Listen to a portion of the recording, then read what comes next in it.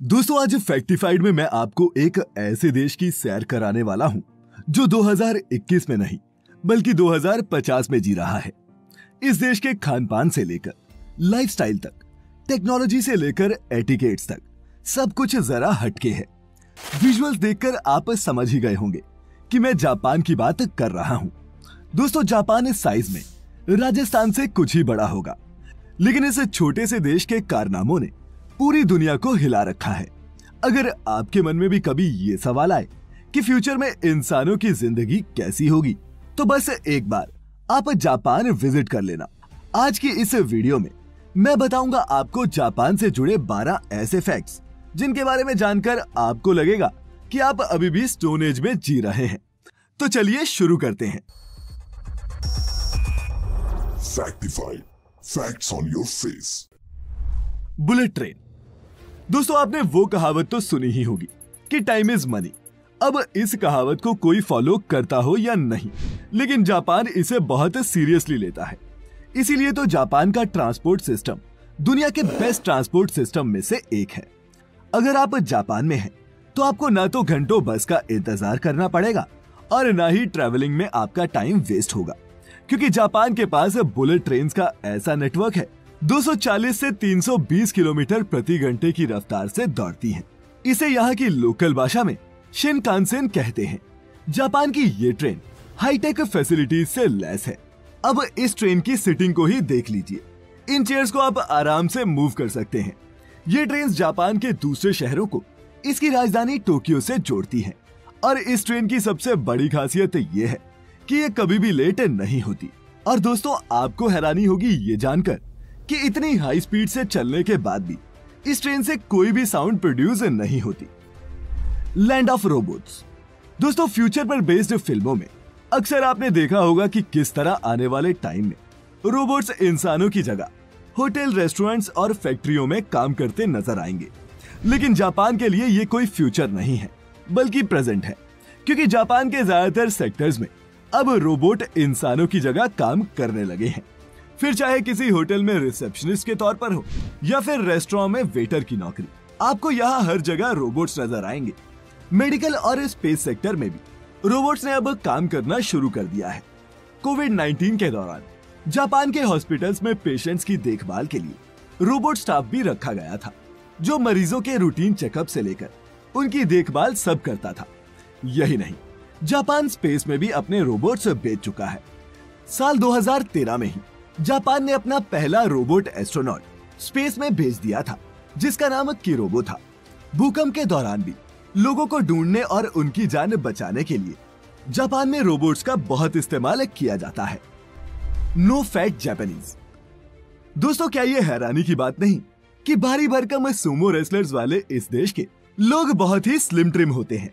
पर क्या आप जानते हैं कि इसका कारण क्या है? क्यों जापान के लोग इतने पतले होते हैं? तो इसकी वजह है जापान का खाना और खाने के नियम। दरअसल जापानी लोगों की डाइट वेस्टर्न डाइट से बिल्कुल अलग होती है। यहाँ के लोग तला भुना या फिर ऑयली खाना पसंद नहीं करते और ना ही इनकी डाइट में कोई डेयरी प्रोडक्ट शामिल है। यही नहीं, चिकन, मटन और बीफ की जगह यहाँ सी फूड ज्यादा खाया जाता है, जिसमें प्रोटीन और ओमेगा 3 फैटी एसिड्स अच्छी मात्रा में होते हैं।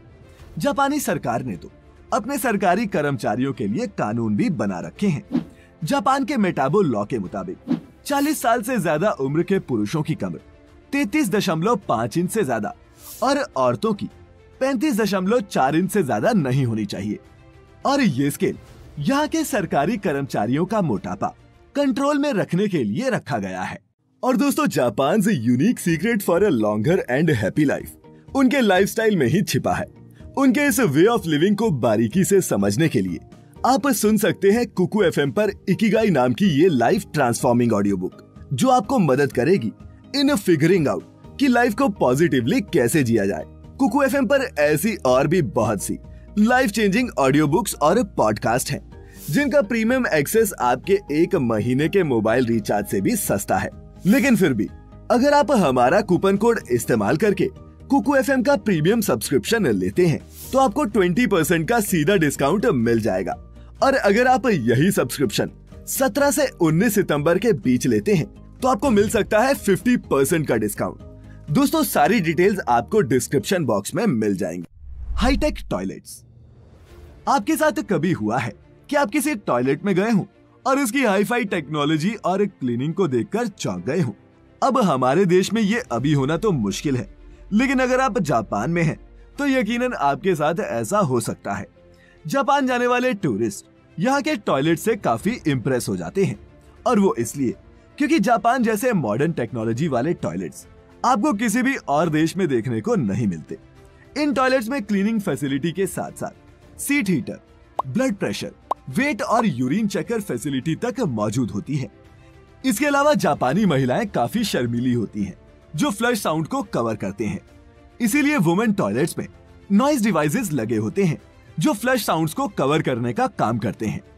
Automatic bicycle parking. दोस्तों जापान में जितने लोग नहीं हैं, उससे कहीं ज्यादा साइकिल्स हैं, और एक एस्टिमेट के मुताबिक यहाँ 8 करोड़ से भी ज्यादा साइकिल्स हैं। अब इतनी साइकिल्स हैं तो उन्हें पार्क करने के लिए जगह भी तो चाहिए ना।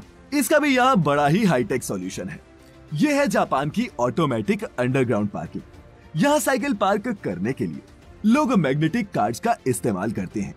कोड स्कैन होने के बाद ऑटोमेटिक लिफ्ट साइकिल को अपने आप पार्किंग एरिया में ले जाती है और उसे खाली स्पेस में पार्क कर देती है। साइकिल को रिट्रीव करना भी उतना ही आसान है जितना उसे जमा करना। वहीं दोस्तों जहां दूसरे देशों में कार खरीदने के लिए आपके पास सिर्फ बैंक बैलेंस होना चाहिए, वहीं जापान में कार खरीदने से पहले पार्किंग सर्टिफिकेट बनाना पड़ता है। जी हाँ, दरअसल स्पेस कम होने की वजह से जापान में बहुत कम पार्किंग एरियाज हैं, और ये सर्टिफिकेट सबूत होता है कि कस्टमर के पास पार्किंग की जगह है, और अगर ये नहीं है तो आप यहाँ गाड़ी लेने की सोच भी नहीं सकते। Capsule hotel. दोस्तों जापान के कैप्सूल होटल इस देश की टेक्नोलॉजी और फ्यूचरिस्टिक सोच का एक बहुत अच्छा एग्जाम्पल है। ट्रेन मिस हो जाए या फिर किसी महंगे होटल में रहने के पैसे ना हो, या फिर सिर्फ कुछ घंटे झपकी मारने का ही मन हो, जापान में हो तो इन कैप्सूल होटल में जरूर जाएं। किसी कैप्सूल की तरह दिखने वाले इन होटल्स में सिर्फ बेडरूम स्पेस होता है, लेकिन ये सभी मॉडर्न फैसिलिटीज से लैस होते हैं। टीवी, लॉकर्स जैसी फैसिलिटीज के साथ साथ अटैच वॉशरूम भी होता है। Futuristic symmetries. स्पेस की कमी की वजह से जापान के कब्रिस्तान में जमीन बहुत महंगी है। यहाँ जगह लेने के लिए $1 लाख से भी ज्यादा पे करने पड़ते हैं।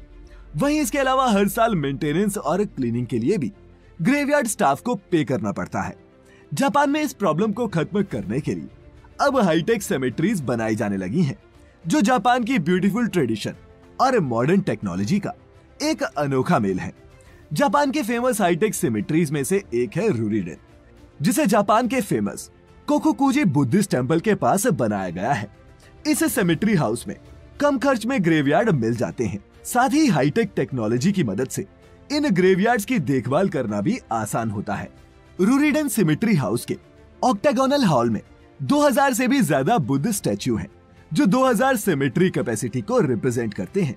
किसी विजिटर के आने पर जिस बुद्ध प्रतिमा की लाइट ऑन होती है, वही विजिटर के लव्ड वन का स्टैच्यू होता है। माने उसी बॉक्स में विजिटर के करीबी का शरीर रखा होता है। हर बुद्ध स्टैच्यू को यहाँ ब्लू ग्लास लाइट से तैयार किया गया है, ताकि विजिटर्स को यूनिक और पीसफुल एनवायरनमेंट दिया जा सके। और दोस्तों इन हाईटेक ग्रेवयार्ड्स में किसी भी इंसान के शरीर को 33 साल तक रखा जा सकता है। Underground farming. दोस्तों जापान में हर प्रॉब्लम का सॉल्यूशन टेक्नोलॉजी है, फिर वो फार्मिंग ही क्यों ना हो। चूंकि जापान का लैंडमास बहुत कम है, जापान अपनी अनयूज्ड टनल्स और सबवे का इस्तेमाल भी फार्मिंग के लिए करता है। क्या आपको यकीन होगा कि जापान के मार्केट में मिलने वाली ये एक्सपेंसिव और हेल्दी वेजीज यहाँ की टनल्स और अंडरग्राउंड एरियाज में उगाई जाती हैं। 2015 में जापान के मेट्रो डिपार्टमेंट ने अपने सबवे टनल्स में वेजीज उगाने का इनिशिएटिव लिया था, और अब ये फॉर्मूला पूरे जापान में अपनाया जाने लगा है। जापान टेक्नोलॉजी की मदद से बिना मिट्टी और कम पानी के साथ फल और सब्जियां उगाता है। जापान के अर्बन एरियाज में बहुत सारी एग्रीकल्चर कंपनीज हैं, जो बिल्डिंग्स और अंडरग्राउंड एरियाज में फल और सब्जियां उगाने का काम करती हैं। अब सोचिए अगर ऐसा कुछ हमारे देश में हो जाए तो। Unique fruits and wages. अब जापानीज एग्रीकल्चर की बात हो और हम यहाँ के अजीबोगरीब दिखने वाले फल और सब्जियों की बात ना करें, ऐसा कैसे हो सकता है। जापान के क्यूब शेप्ड वाटरमेलन्स तो आपने भी देखे होंगे, लेकिन क्या आप जानते हैं कि जापानी इन क्यूब शेप वाटरमेलन्स को कैसे उगाते हैं?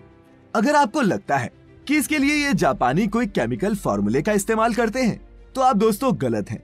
जापान के लोग ये वाटरमेलन्स को क्यूब शेप देने के लिए क्यूब मेटल बॉक्सेस का इस्तेमाल करते हैं, जो फार्मिंग के दौरान इन वाटरमेलन्स को ये शेप दे देते हैं। इस फॉर्मूले को 1978 में जापान के एक ग्राफिक डिजाइनर टोमोयुकी ओनो ने इन्वेंट किया था और अब इस फॉर्मूले के दम पर यहाँ के फार्मर क्यूबिक शेप वाटरमेलन्स को रेगुलर वाटरमेलन से 3 से 4 गुना ज्यादा दामों पर बेचा जाता है। Digital girlfriends. दोस्तों, बिजी लाइफ की वजह से जापान के लड़के शादी या फिर रिलेशनशिप में आना पसंद नहीं करते और ऐसे लड़कों के बीच जापान में डिजिटल गर्लफ्रेंड काफी पॉपुलर है। लव प्लस नाम की एक जापानी कंपनी यहाँ के मर्दों को ये सर्विस देती है। ये वर्चुअल गर्लफ्रेंड एक एनिमी कैरेक्टर होता है जो हर तरह के इमोशन को समझती है। यहाँ तक कि इनमें रोमांटिक फीचर्स भी एडेड होते हैं, जिनकी वजह से इन डिजिटल गर्लफ्रेंड्स की डिमांड और भी ज्यादा बढ़ रही है। जापानी आदमी इन वर्चुअल गर्लफ्रेंड्स को डेट करते हैं और ट्रिप पर भी लेकर जाते हैं, जहां इनकी गर्लफ्रेंड तो वर्चुअल होती है, लेकिन इनका खर्चा रियल होता है। Cleanest country Japan. दोस्तों, जापान अपने नियम कानूनों को लेकर बहुत ज्यादा स्ट्रिक्ट है। कूड़े का डब्बा भर जाने के बाद अक्सर आप उसे अपने घर के बाहर रख देते हैं, ये सोचकर कि जब कूड़ा उठाने वाली गाड़ी आएगी वो अपने आप ये कूड़ा ले लेंगे। लेकिन जापान में ऐसा करना जुर्म है। जापान में आप गाड़ी के आने से पहले कूड़ा बाहर नहीं रख सकते। अगर कोई ऐसा करता है तो उसे फाइन भरना ही पड़ता है। इसके अलावा साफ सफाई की अहमियत बचपन से ही स्कूलों में किसी सब्जेक्ट की तरह पढ़ाई जाती है। आपको जानकर हैरानी होगी कि जापान के स्कूल्स की सफाई कोई सफाई कर्मचारी नहीं, बल्कि यहाँ पढ़ने वाले बच्चे खुद करते हैं। Futuristic museum. दोस्तों, हम जब भी किसी म्यूजियम में जाते हैं तो हमें वहाँ या तो हिस्टोरिकल चीजें देखने को मिलती हैं या फिर साइंटिफिक। लेकिन क्या हो अगर आप किसी म्यूजियम में जाएं और आपको वहाँ हिस्ट्री नहीं बल्कि फ्यूचर की दुनिया देखने को मिले। अब दुनिया के किसी और देश में ये होना पॉसिबल हो या नहीं, लेकिन अगर आप जापान में हैं तो ये बिल्कुल पॉसिबल है। जापान का मिराइकन म्यूजियम ह्यूमन इंजीनियरिंग और इनोवेशन का नेक्स्ट लेवल है। इस म्यूजियम में ह्यूमन स्टाफ से कहीं ज्यादा रोबोट स्टाफ है और यहाँ एंट्री गेट पर मौजूद गार्ड से लेकर टूर गाइड तक सब रोबोट हैं। म्यूजियम में हर सर्विस मशीनों के जरिए ही ऑपरेट होती है। म्यूजियम में लेटेस्ट जापानीज इनोवेशन से लेकर वर्ल्ड साइंस के इनक्रेडिबल रिसर्च तक सबके सब शोकेस किए गए हैं। दोस्तों, ये सब देखकर क्या आपको नहीं लगता कि ये देश 2021 में नहीं बल्कि 2050 में जी रहा है? आप क्या सोचते हैं? नीचे कमेंट्स में हमारे साथ जरूर शेयर करें। मैं फिर लेकर आऊंगा ऐसी ही एक और मजेदार और इंफॉर्मेटिव वीडियो। तब तक खुश रहें, अपने चाहने वालों का ख्याल रखें और वीडियो पूरी देखने के लिए आपका बहुत बहुत शुक्रिया।